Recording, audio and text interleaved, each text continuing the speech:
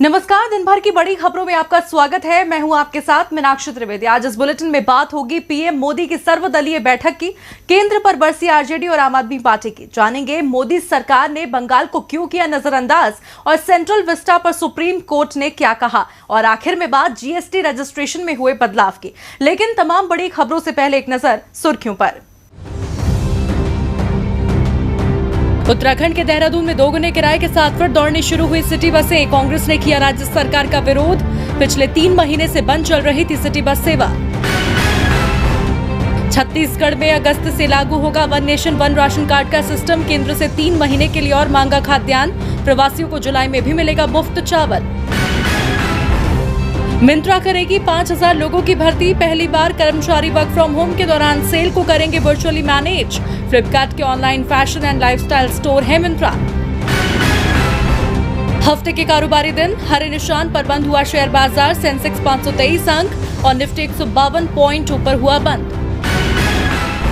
सुर्खियों के बाद अब बात करेंगे आज की सबसे बड़ी खबर की। भारत के लद्दाख में पिछले दिनों जो कुछ हुआ उसे लेकर देश में गुस्से की लहर है, तो वहीं ये मुद्दा इन दिनों सियासी गलियारों में भी छाया हुआ है, जिसे लेकर आज प्रधानमंत्री नरेंद्र मोदी ने सर्वदलीय बैठक बुलाई। आज इस बैठक पर चर्चा के लिए हमारे साथ मौजूद हैं राजीव जी। लेकिन उससे पहले आज क्या खास रहा इस बैठक में, इस रिपोर्ट में देखिए। देश में मौजूदा स्वास्थ्य मुसीबत के बीच लद्दाख में हुई घटना की चर्चा जोरों पर है। देश की जनता सरकार से ठोस कदम उठाने की मांग कर रही है, तो वहीं विपक्ष सरकार की नीतियों पर सवाल उठा रहा है। विपक्षी दलों का सवाल है, आखिर कहां चूक रह गई, इसका जिम्मेदार कौन है। इसी बीच आज सभी की नजरें टिकी थी प्रधानमंत्री नरेंद्र मोदी की बुलाई सर्वदलीय बैठक पर। दरअसल काफी वक्त से लद्दाख मामले पर विपक्ष केंद्र की नरेंद्र मोदी सरकार से सर्वदलीय बैठक बुलाने की मांग कर रहा था, जिसके बाद गुरुवार को सरकार ने फैसला लिया और सभी दलों के प्रमुखों को आज बैठक में बुलाया। इस बैठक में 17 दलों के प्रमुखों को न्योता दिया गया, जिसमें कांग्रेस की कार्यकारी अध्यक्ष सोनिया गांधी और एनसीपी प्रमुख शरद पवार, शिवसेना प्रमुख उद्धव ठाकरे समेत कई दलों के नेता मौजूद रहे। विपक्ष की ओर से सरकार को इस मुद्दे पर खुलकर समर्थन दिया गया। विपक्ष ने सरकार को भरोसा दिलाया कि वो जो भी उचित कदम उठाएगी सभी दल उसका समर्थन करेंगे। ये वक्त एकजुटता दिखाने का है। इससे पहले शिवसेना की ओर से कहा जा रहा था कि एफडीआई को लेकर एक राष्ट्रीय नीति बनाई जानी चाहिए, क्योंकि यदि एक राज्य राष्ट्रहित में किसी एफडीआई को रद्द कर दे तो कहीं ऐसा न हो कोई दूसरा राज्य उसे अपने यहाँ आने का न्योता दे दे। अब रुख करते हैं राजीव जी का। राजीव जी, आपका स्वागत है। धन्यवाद मीनाक्षी। राजीव जी, लद्दाख में जो कुछ हुआ उससे पूरे देश में उबाल है। विपक्षी दल भी सरकार को घेर रहे थे, जिसके बाद आज सर्वदलीय बैठक बुलाई गई, जिसमें विपक्ष ने लद्दाख मामले पर सरकार के साथ की बात कही। इसे आप कैसे देखते हैं? देखिए मीनाक्षी, ये अच्छी बात है कि एक गंभीर मसले पर आज पीएम ने सर्वदलीय बैठक बुलाई, लेकिन आश्चर्यजनक है कि इस बैठक को भी मोदी जी और उनकी सरकार ने राजनीति के चश्मे से देखा, क्योंकि इसमें कई छोटे दलों को शामिल नहीं किया गया। अगर किसी दल का एक भी सांसद है तो वो सर्वदलीय बैठक में शामिल होने का हक रखता है, लेकिन मोदी जी और उनकी सरकार के अपने हिसाब किताब हैं और वो उसी ढर्रे पर काम करती है।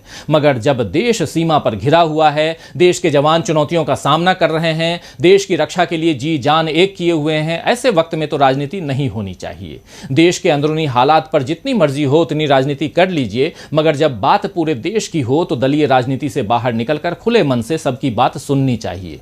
खैर, विपक्ष लगातार सरकार को साथ देने और हर मुसीबत में कंधे से कंधा मिलाकर चलने की बात कह रहा है, लेकिन अंततः डिसीजन तो मोदी सरकार को लेना है। एक दूसरी बात यह भी इन दिनों चल रही है मीनाक्षी कि हमें चीनी प्रोडक्ट्स का बहिष्कार करना है, लेकिन इसके लिए भी निर्णय सरकार को ही लेना होगा। जब तक सरकार खुद आगे आकर के दोनों देशों के बीच चल रहे व्यापारिक संबंध को खत्म नहीं करेगी, तब तक पूरी तरह से चीनी सामान भारत आना बंद नहीं होगा। लेकिन सवाल उठता है कि क्या इस हद तक मोदी सरकार जाएगी? फिलहाल तो सरकार को विपक्ष का साथ मिला हुआ है और वो ऐसे मौके पर उसे चाहिए कि देश हित में फैसले ले, ताकि देश और जनता दोनों सुरक्षित रहें।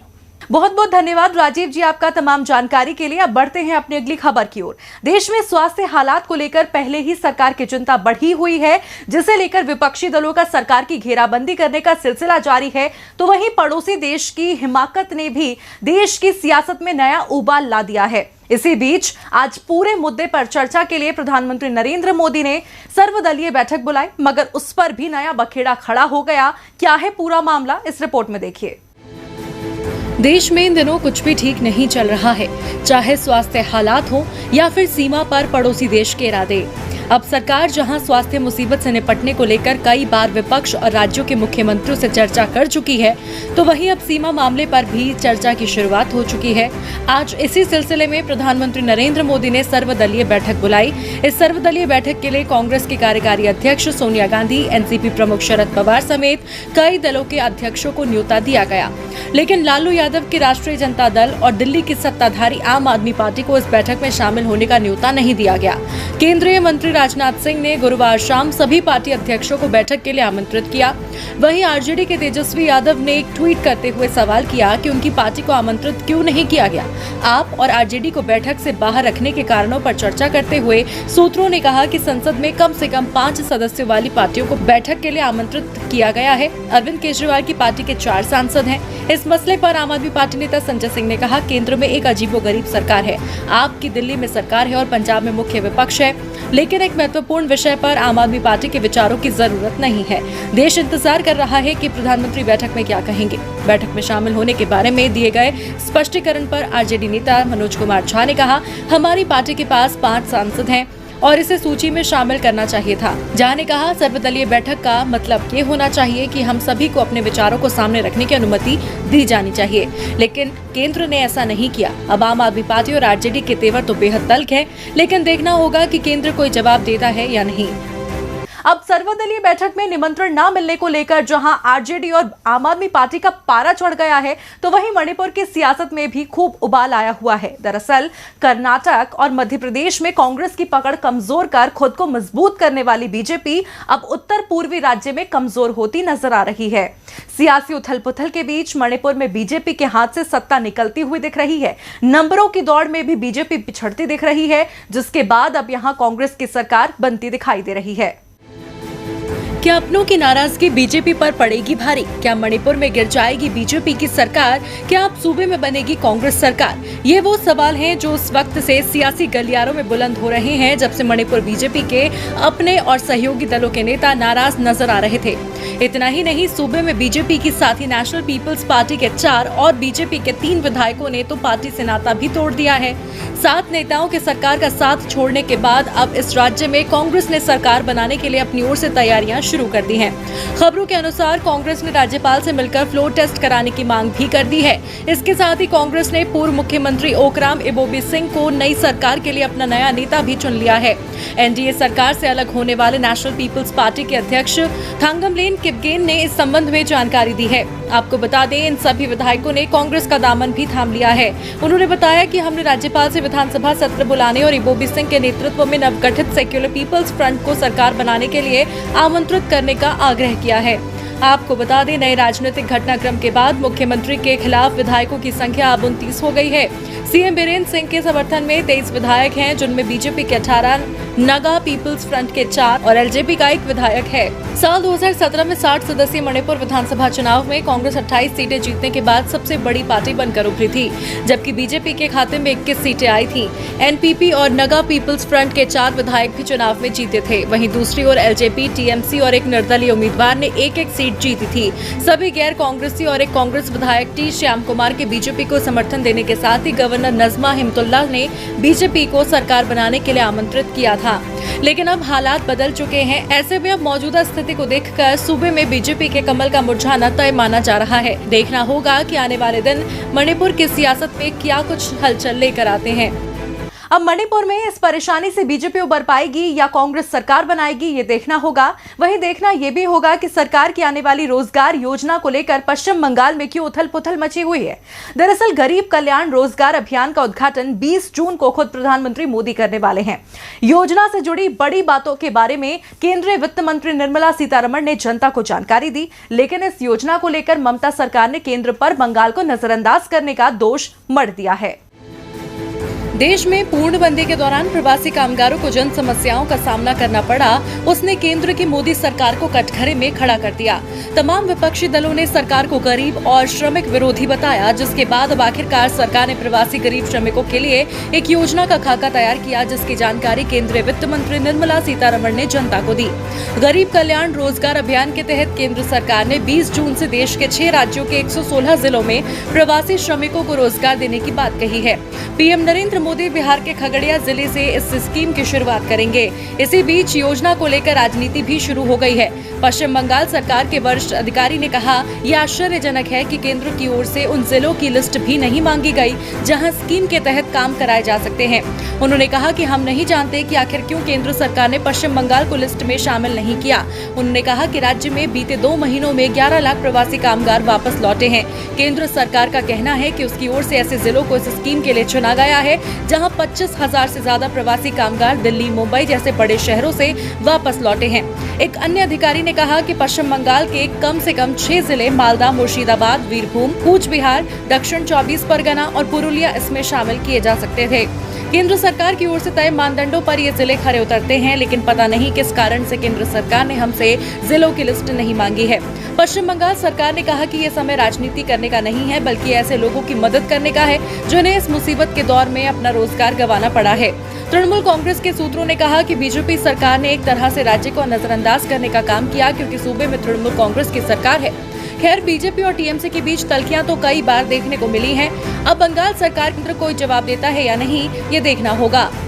वाकई अब बंगाल सरकार की इस शिकायत पर केंद्र क्या जवाब देती है, ये तो वक्त बताएगा। लेकिन आज कुछ सवालों के जवाब तो सुप्रीम कोर्ट ने भी केंद्र से मांगे हैं। दरअसल सेंट्रल विस्टा प्रोजेक्ट को केंद्र सरकार अपनी उपलब्धि के तौर पर तेजी देने का काम कर रही है, तो वहीं विपक्ष इसे पैसों की बर्बादी के तौर पर देख रहा है, जिसके चलते ये प्रस्तावित प्रोजेक्ट का मामला सुप्रीम कोर्ट पहुंच गया, जिस पर सुप्रीम कोर्ट में आज सुनवाई हुई। तो इस मुद्दे पर क्या रहा सुप्रीम कोर्ट का रुख, देखिए रिपोर्ट में। स्वास्थ्य मुसीबत के मद्देनजर जब से कांग्रेस अध्यक्ष सोनिया गांधी ने अपने पत्र में सेंट्रल विस्टा प्रोजेक्ट को स्थगित करने की मांग की, तब से ये मामला सुर्खियों में छाया हुआ है। केंद्र की प्रस्तावित सेंट्रल विस्टा प्रोजेक्ट को चुनौती देने वाली याचिका पर सुप्रीम कोर्ट में आज सुनवाई हुई। सुप्रीम कोर्ट ने काम रोकने की दायर याचिका पर सुनवाई के दौरान कहा, प्राधिकरण को काम करने से कैसे रोक सकते हैं। इसका मतलब है कि संसद की नई इमारत और अन्य सरकारी भवनों के निर्माण के प्रोजेक्ट पर काम नहीं रुकेगा। सुप्रीम कोर्ट ने कहा, अगर अदालत में मामले की सुनवाई के दौरान सरकार प्रोजेक्ट पर काम जारी रखती है तो ये उसकी कीमत पर है। साथ ही सुप्रीम कोर्ट ने याचिकाकर्ता को याचिका में बदलाव करने की इजाजत दी और कोर्ट ने केंद्र को जवाब दाखिल करने को कहा है। अब अगली सुनवाई 7 जुलाई को होगी। आपको बता दें, केंद्र सरकार का ये प्रस्तावित प्रोजेक्ट 20,000 करोड़ रुपए का है। आखिर क्या है ये प्रोजेक्ट? दरअसल नए संसद भवन का निर्माण जिस जमीन पर किया जा रहा है, ये पार्क बनाने के लिए छोड़ा गया था। अब 9.5 एकड़ इस जमीन पर संसद भवन का निर्माण किया जाएगा। इस प्रोजेक्ट को सेंट्रल विस्टा प्रोजेक्ट कहा जाता है। राष्ट्रपति भवन, मौजूदा संसद भवन, इंडिया गेट और राष्ट्रीय अभिलेखागार की इमारत को वैसा ही रखा जाएगा। सेंट्रल विस्टा के मास्टर प्लान के मुताबिक पुराने गोलाकार संसद भवन के सामने गांधी जी की प्रतिमा के पीछे नया तिकोना संसद भवन बनेगा। नए संसद भवन में दोनों सदनों लोकसभा और राज्यसभा के लिए एक इमारत होगी, लेकिन सेंट्रल हॉल नहीं बनेगा। अब सरकार का जोर तो इस प्रोजेक्ट को जल्द से जल्द अमल में लाने पर है। चर्चा है इस प्रोजेक्ट को तैयार होने के बाद इसे सत्ता का नया गलियारा कहा जा सकता है। हालांकि विपक्ष सेंट्रल विस्टा परियोजना पर सरकार की जल्दबाजी पर ऐतराज जता रहा है। और बुलेटिन के आखिर में बात जीएसटी रजिस्ट्रेशन के नियमों में हुए बदलाव की। अगले महीने जुलाई में जीएसटी काउंसिल की एक विशेष बैठक होने वाली है। इस बैठक में राज्यों की क्षतिपूर्ति जरूरतों के मुद्दे पर चर्चा होगी, लेकिन इस बैठक से पहले ही आज जीएसटी से जुड़ा एक अहम फैसला लिया गया है। सरकार ने जीएसटी रजिस्ट्रेशन के नियमों में बड़ा बदलाव किया है। तो क्या है आखिर वो बड़ा बदलाव, इस रिपोर्ट में देखिए। अभी हाल ही में 12 जून को वस्तु और सेवा कर यानी जीएसटी काउंसिल की अहम बैठक हुई थी। इस 40वीं बैठक में सरकार ने छोटे कारोबारियों को राहत देने वाले कई अहम फैसले लिए थे। तो वहीं आज एक फैसला और लिया गया है, जिसके तहत अब जीएसटी रजिस्ट्रेशन आसान हो गया है। दरअसल जीएसटी रजिस्ट्रेशन के लिए लिमिट के आकलन में कई तरह के ब्याज भी शामिल होंगे। इसमें पब्लिक प्रोविडेंट फंड यानी पीपीएफ, सेविंग बैंक अकाउंट, परिवार और दोस्तों को दिए गए कर्ज पर मिलने वाला ब्याज शामिल है। इसकी जानकारी एडवांस रूलिंग अथॉरिटी यानी एएआर ने दी है। आपको बता दें, जीएसटी कानून के तहत 20 लाख या उससे ज्यादा के कारोबार वाली कंपनियों और व्यक्तियों को जीएसटी रजिस्ट्रेशन कराने की जरूरत होती है। दरअसल एक व्यक्ति ने AAR की गुजरात पीठ के समक्ष आवेदन देकर ये जानना चाहा था कि क्या सेविंग बैंक अकाउंट, PPF और परिवार के सदस्यों को दिए गए कर्ज पर मिलने वाले ब्याज पर GST रजिस्ट्रेशन के लिए 20 लाख रुपए के लिमिट के आकलन के मकसद से विचार किया जाना चाहिए।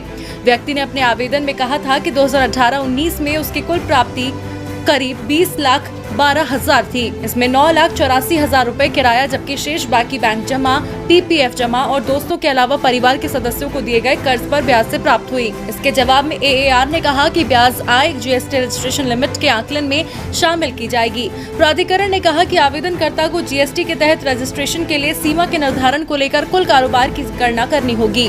वहीं एडवांस रूलिंग प्राधिकरण के नए नियम के मुताबिक अगर कोई घरेलू कंपनी विदेश से माल खरीदती है और उसे किसी दूसरे देश में बेचती है तो उसे ऐसे सौदे के लिए GST का भुगतान देश में करना होगा, भले ही वो उत्पाद भारत की सीमा में न आया हो। फिलहाल दिन भर की बड़ी खबरों में